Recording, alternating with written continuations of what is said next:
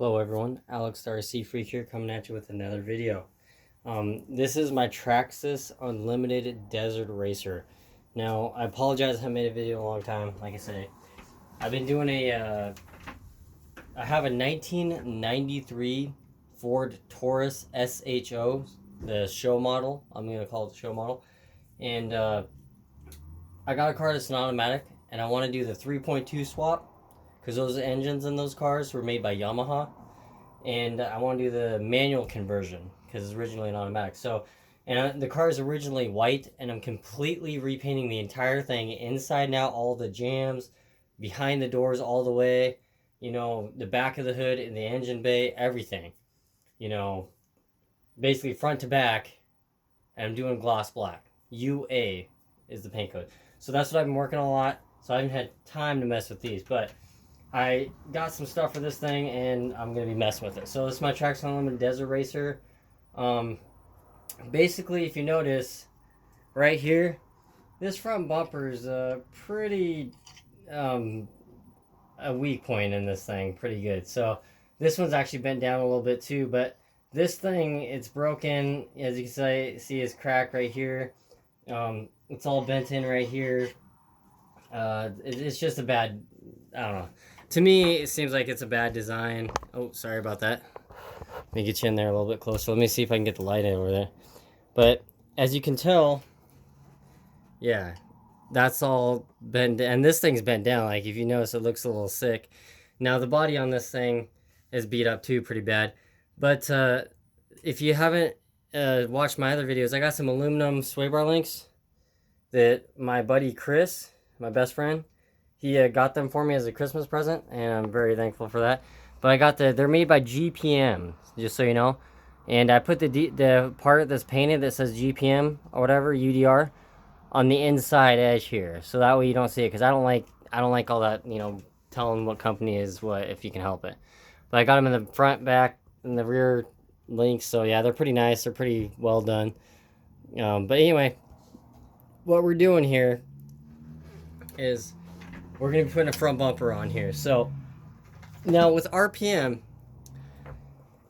let me clarify this with RPM. Their quality for the newer RC vehicles, their quality has been extremely hit and miss. And what I mean by that is with RPM nowadays, be very cautious of what upgrades you spend your hard-earned money on, because there is some RPM parts out there that are built like garbage. They're not any stronger, anything better than the factory parts. So you really want to make sure and kind of look at the part, look at how it's built, you know, stuff like that. You really want to make sure it's built very good. So that's what I mean. So this bumper, obviously the stock one's not working too well for me, so RPM makes one, and this is the part number right here. So part number 81432. That is the part number. They're about 16 bucks. I got this from my local hobby clown, or hobby town as I call it. Where I live, the guy that owns the store is a joke. So anyway, but yeah, so this is the bumper. It comes with the lower piece, and it might come with the upper piece actually. Yeah, I think it comes with the upper piece too. Or no, it's just the lower piece. So it's just this piece down. So let's cut this thing open and see what's inside. So what you get with this, sorry about that camera. Ooh, oops, dropping out of my hand there. So what you get with this, I'm going to tone this down just a smidge. Just bear with me. So this is actually straight up unboxing out of the box. So you get instructions, you know, kind of telling you. If you're new, they're kind of telling you how to do it. There's just a good look at the instructions in case if somebody wants to look at it. But the thing I am questioning is right here. This hinge right here, and then how this is bent. I feel like that could be a breaking point. But these trucks are nosedive heavy, so they're not really meant for bad. If you're getting this truck right here, this UDR, and you're thinking it's going to be a good basher, it won't. So it's not meant for X-Max stuff. If you want an X-Max, buy an X-Max. If you want a UDR for trail run mostly, buy a UDR. But basically, it's pretty easy. You just stick it in. This is the piece here. So let me get you some light over here, if I can show you. So this is the piece right here. It says RPM right there. Has these nice little skids on it. It's black plastic, this is a nylon plastic. Isn't this a normal plastic? It's like a nylon. So, you know, it's pretty thick. So it looks like it's about 4 or 5 millimeters thick. This is a skid plate here. So the thing right here is pretty thin, right in this area is pretty thin. So I have a feeling this may be a problem if you like to jump your UDR and have a nosedive a little bit. But yeah, it looks like it's built pretty good. You got 4 screws in the back, 2.5 millimeters, flat screws tapered, and then you got the bumper part. This is what gives me problems. So I have a feeling, you know, this right here, the way these are bent is going to be problematic. I don't know why.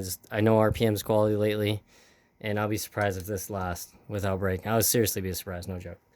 But I got it just because it's different than, well, factory. So anyway, what you do is you take this and you stick it on. If you can get it on. I don't know how well you can see that. And this is definitely a tight fit. That's what I like. I like snug fits. So basically, let me move that camera so you can see a little better. Okay.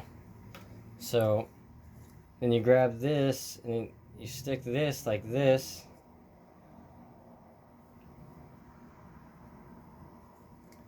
You'd even stick this upside down if you don't want the RPM to show. See, like, but you got all these pieces showing right here. These molding little circle dots. I don't know how well you guys can see that. But see these little molding dots right there from the molding process? You stick it upside down so that way this RPM doesn't stick out on the front there if you don't want it. But I'm just going to stick it like, because it's smoother on top and those molding things are kind of cheap and chintzy. Now, since I'm picky as hell, I'm going to take off. There's a little bit of stick up right here on this edge. See how you can see it in the camera there? Right on that edge. See it? On both sides. So I'm going to take an X-Acto knife. And you could just scrape it if you have a sharp blade, which I recommend always keep in stock on these. And you just scrape it like that. Always cut away from yourself. Wear safety goggles all the time. You don't want to get any plastic in your eyes. It would not be good. So I'm just going to cut that. It's like so. Okay, so once you do that, make sure to put a cap over your X-Acto knife. I always do, if you have one. Alright, so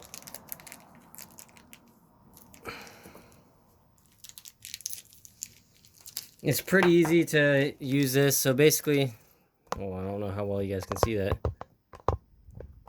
So basically, you got the screws right here. Now, these shorter ones, these are the button head 3mm, 2.0 millimeter Allen. They're button head. They're about, I would say, 16 millimeters long. They go on the sides right here. So just thread them in, just like that. Now, take the top part. The long screws go on top here, and you reuse the OEM screws right here, and on the sides here. So take that. Now you don't want it. You want to have a little bit of slack on these screws right here, so this part can flex a little bit like that. So if you have it too tight, it can definitely mess with you. So let me tighten all that up, and I'll get back with you. Okay, just a quick note: do not put these in until you stick it on the rig. Because you have 2 bolts right here on the sides, on each side to do. Now let's get up close here. Get you on this right here. Hopefully you guys can see that okay. So here we go. Okay, so what we're gonna need to do is take this thing, chuck it in the bag, and you're gonna need to take your UDR and flip it upside down. Now, I have the body off. You do not need the body off to do this. So You have 1, 2, 3, 4, 5, 6, 7, 8 to take out. So those are 2.0 millimeters. So back up a little bit so you guys can see that. I'm going to take all these out real quick and I'll get back with y'all. Okay, so if you notice these screws right here, these are tapered head flat screws. See how they're tapered? Now these are the ones that are in the back of the skid plate. So see how long those are? These go in the very back of the skid plate right here. And these screws, see how short they are? They go right here. So just something to keep in mind. So now you can pry off your unwanted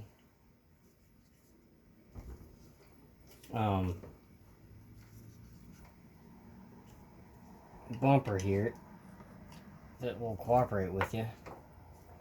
And it looks like mine's not wanting to cooperate with me.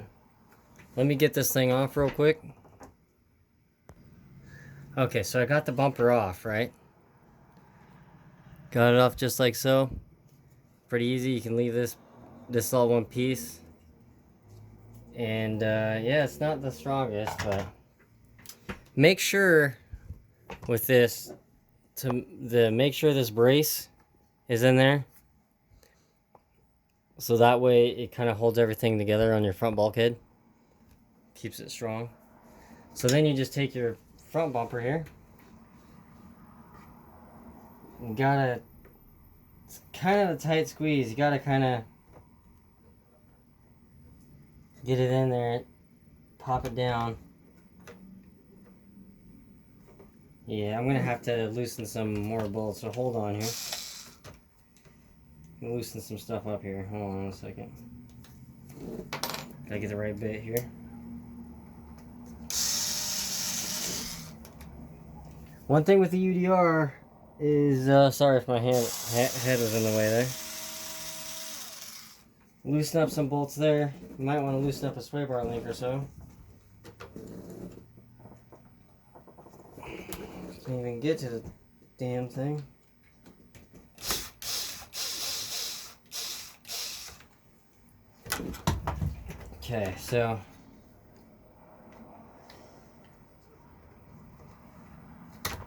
Okay, so after you got that everything loosened here, you loosened up a sway bar link. Okay, got that loosened. Now you're almost ready to stick your bumper on if it doesn't fall off on you. So take it, stick it in the side here. It's kind of tricky because these are like, they have little grooves in them, so it's kind of tricky. You gotta flex one end in, and then you gotta flex this one out, just like that. So then it's in. So then you take your bumper, stick it on like so, clip it in, just like that. Put your screws back in. Gotta stick this bottom piece in here. Now, like I say, this stuff fits all tight. It really does. It fits actually pretty tight, the RPM stuff, the tolerances. So they actually straighten up their tolerances, shockingly. But yeah, it does pay off to loosen up some stuff, but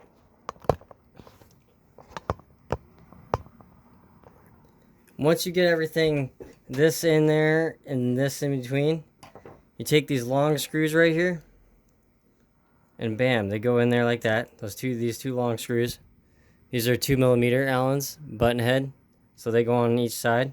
They come with the bumper. You use your two longer screws right here on the back, and then these on the front. It's like so. These shorter ones. These ones go in the center, I guess you could say. And then you already got the screws on the side on each side of here on the RPM one. And then you tighten up this screw right down here. There's a screw right there. Let me see if I can get you guys to see it a little better. But there's a screw right there.